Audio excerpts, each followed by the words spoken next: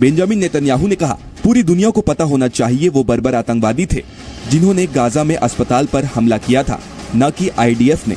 एक फ़लस्तीन के हॉस्पिटल पे हमला किया है जिसमें गज़ा के अंदर, जिसमें 500 से ज़्यादा लोगों की जान चली गई है।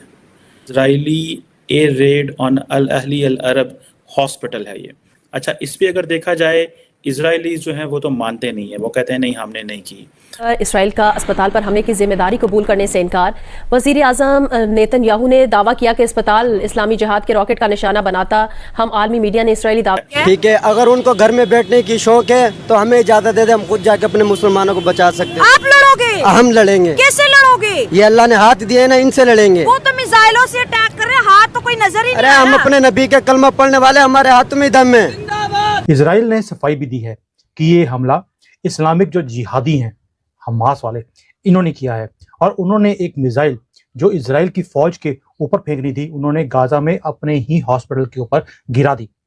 सरेंडर और डाई, ये स्टेटमेंट आई है इजराइल के प्राइम मिनिस्टर की तरफ से, जो कि उन्होंने हमास के जो लोग हैं उन्हें वार्न किया है कि या तो आपको सरेंडर करना पड़ेगा या फिर एट द एंड आपको मौत का सामना करना पड़ेगा। ये जो जंग है, और ये जो कई लोग उसको कह रहे हैं ये जंग नहीं रही, दिस इज बेसिकली जेनोसाइड है, एक मैसेकर हो रहा है। बिकॉज हमास ने जो दहशतगर्दी का एक्ट किया उसको तो सारे कंडेम करते हैं, लेकिन इजराइल नाउ कॉन्सिडर्स कि मैं जितना ज़्यादा कलेक्टिव पनिशमेंट फ़लस्तीनियों को दूंगा उतना ज़्यादा अच्छा है। जय हिंद दोस्तों तो गाजा के जो हॉस्पिटल में दोस्तों अटैक हुआ था, उसमें इजराइल का कहना है कि उसमें हमने कुछ भी नहीं किया दोस्तों उनका कहना है कि हमने 15 से 20 घंटे के अंदर में कोई फायरिंग नहीं करी है। हमने जहां शक था हमने वहीं फायरिंग की है, हमने हॉस्पिटल में फायरिंग नहीं किया दोस्तों। उन्होंने अपने वीडियो में दोस्तों बताया, उसके जो डिफेंस सिस्टम वाले हैं उन्होंने दोस्तों ये सभी चाल है हमास के जो आतंकवादी, उन्होंने उनका जो फंसाना चाहते हैं इसराइल को दोस्तों, दुनिया के सामने उन्हें गलत ठहराना चाहते हैं। ये उनकी ही चाल है, क्योंकि दोस्तों जो आतंकवादी लोग हैं वो लोग स्कूल, हॉस्पिटल्स या मस्जिद में ही दोस्तों छुपते हैं, जिससे वहाँ की जो आम नागरिक रहती है, हाँ, ये समझकर कि यहाँ कोई हमला नहीं करेगा दोस्तों, ऐसे समझकर वो लोग करते हैं। ये उनकी ही चाल है कि हम यहाँ गिराएंगे जिससे इसराइल को लोग और भी गलत समझेंगे दोस्तों। ऐसा उन आतंकवादी लोगों का चाल है दोस्तों, और ये सही भी है दोस्तों कि ये लोग खुद ऐसे ही करते हैं आतंकवादी लोग दोस्तों। ये इनकी ही चाल है, ये 100% गारंटी के साथ है दोस्तों।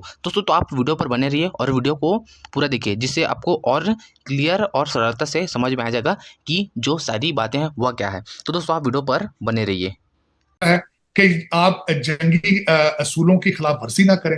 आप मुझे ये बताएं, as a human shield use करना लोगों को जंगी असूलों के साथ है वो, और जो हमास ने इजराइल के साथ किया है वो जंगी असूलों के साथ है। उनके ऊपर जिनेवा कन्वेंशन का कोई उस पर इतलाक नहीं है।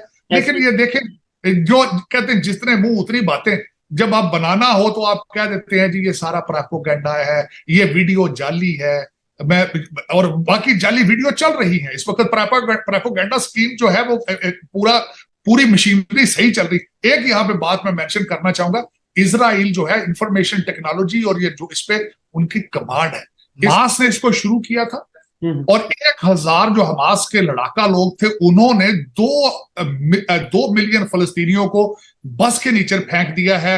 उनका कोई प्लान नहीं था कि बी प्लान के इसको किस तरीके से इन्होंने निकलना है। इन्होंने बाद में अगर इसके हमारा पानी और हमारी बिजली बंद कर दी जाएगी तो क्या करेंगे, यहाँ ये कहां से खाएंगे। तो ये एक अगर जाती तौर पे पूछा जाए तो हमास जो है वो 2 मिलियन फलस्तीनियों को ब्लैकमेल कर रहा है। यहाँ पे तो बकायदा रैलीज निकल रही हैं कि भाई हमास के साथ हैं, हम जिहाद पे जाना चाहते हैं, हमें मौका दो। यहाँ के नौजवान तो कह रहे हैं, मेरे से कई लोगों ने पूछा, मुझे कई लोगों ने कहा कि भाई आज अगर मुझे गवर्नमेंट इजाजत दे मैं जाके वहां पे लड़ूंगा। यहाँ पे तो ये बातें हो रही है। देखिए, आपके कई लोग तो पैदल चल के वैसे ग्रीस भी जा रहे हैं, आपके कई लोग वैसे जाके ऐसे ममालिकों में दिहाड़ियां लगाने की कोशिश कर रहे हैं जहां पर आज तक कोई इंसान नहीं गया। अगर देखा जाए तो आप हर जगह चले जाते हैं पैदल। 15-20 लोगों ने फलस्तीन के झंडे उठा के, कमजोर घोड़े थे कराची में, उन्होंने उस पे टिकटॉक बनाने की कोशिश की है। आजकल उस पे वो हो रहा है। अब मैं जो आपने एक बात की है जिहाद की, जिस तरह मौलाना फजलुर रहमान साहब ने जलसा किया है, खालिद मशाइल साहब को जो कि हमास के एक बहुत बड़े लीडर हैं, उनको बुला के उन्होंने जिहाद के नारे लगाए, उन्होंने सियासी स्कोरिंग की है उसके ऊपर। लेकिन ये जो कहते हैं ना कि हाथों से लगाई हुई गिरें जो है वो स्टेट ऑफ पाकिस्तान को दांतों से खोलनी पड़ेगी। क्यों? क्योंकि हम आपकी IMF की किस्त भी रहती है एक, और अमेरिका के कागजों में हमास एक दहशतगर्द मुल्क है, ऑर्गेनाइजेशन है। तो ये मैं समझता हूं कि आप जज्बात में बहुत आगे चले जाते हैं, आप हर चीज को समझते हैं कि ये मजाक है, लेकिन ये आपको पता होना चाहिए कि इस वक्त पाकिस्तान की स्टेट की ये पोजीशन नहीं है जिहाद की। पाकिस्तान की स्टेट जो है वो हमास को सपोर्ट नहीं कर रही।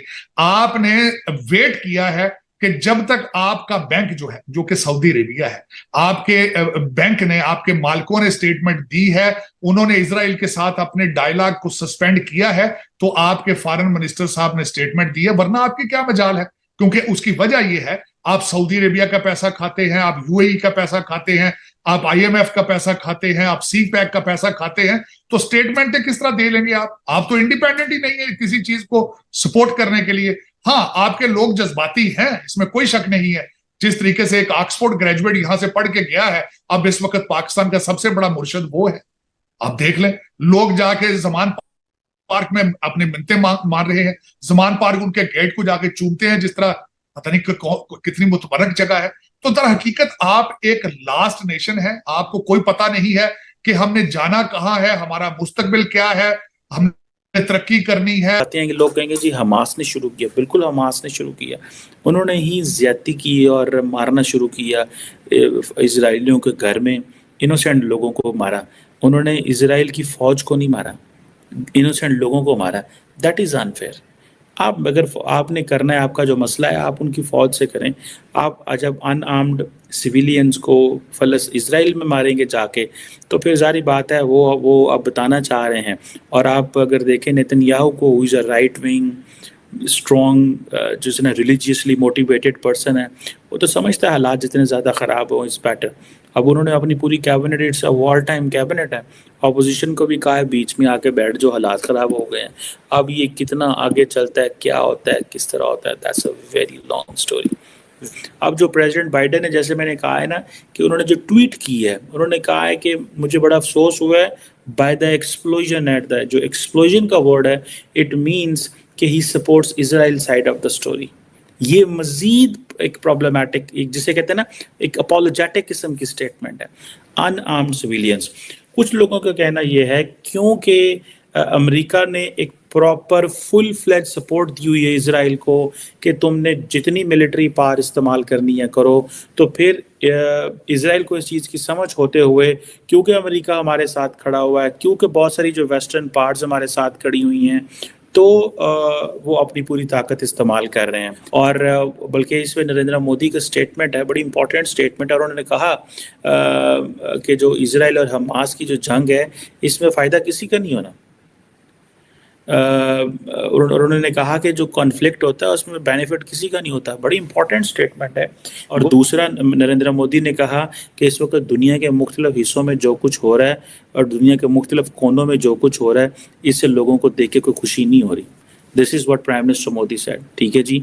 और ये उन्होंने कहा कि एक डिवाइडेड वर्ल्ड जो है वो इंसानियत के लिए ख़तरनाक है। सो ये मुझे ऐसा लगता है कि और ये नरेंद्र मोदी ने भी कहा, ये पूरी दुनिया में लीडरशिप कह रहे हैं। मेरा